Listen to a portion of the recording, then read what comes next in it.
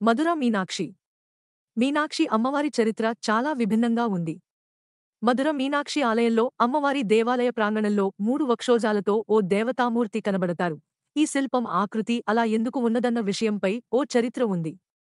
పురాణాలలో తెలిపిన వివరాల ప్రకారం మలయధ్వజ ఆయన భార్య తమకు కుమారుడు కావాలని యజ్ఞం చేశారు.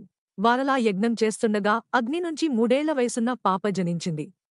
ఆ బాలికను వారు సాక్షాత్తు పార్వతీదేవిగా భావించి ఆమెకు మీనాక్షి అని నామకరణం చేశారు. ఆ బాలిక నేత్రాలు మీనాల్లో ఉండటమే కాకుండా ఆమెకి 3 స్తనాలు కూడా ఉన్నాయి. బాలికకు 3 స్తనాలు ఉండటం చూసి తల్లిదండ్రులు ఆవేదన చెందారు. ఆ సమయంలో ఆకాశవాణి నుంచి మీ కుమార్తెకి తగిన వరుడు లభించినప్పుడు 3వ వక్షస్థలం అంతర్ధానమవుతుందనే మాటలు వినిపించాయి. ఇదిలా ఉండగా పెరిగి పెద్దదైన మీనాక్షి ధైర్యసాహసాలతో ప్రపంచాన్నే జయించాలను కోరుకున్నది. ఆ ప్రకారంగా ముల్లోకాలను జయించి కైలాసం వైపు పయనించడం ప్రారంభించింది. అలా పయనిస్తున్న ఆమెకి ఓ సాధుపుంగవుడు ఎదురుపడ్డాడు. ఆయనకు సమీపించిన వెంటనే తనలోని 3వ వక్షస్థలం మాయమైపోయింది.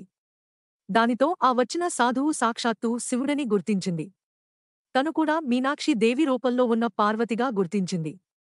సాధువుగా ఉన్న అతడి పేరు సుందరేశ్వరుడు కాగా మీనాక్షి దేవి అతడిని వివాహం చేసుకున్నది. వారి వివాహం మదురైలో అంగరంగ వైభవంగా జరిగింది. అలా మధుర మీనాక్షి కొలువైనారు.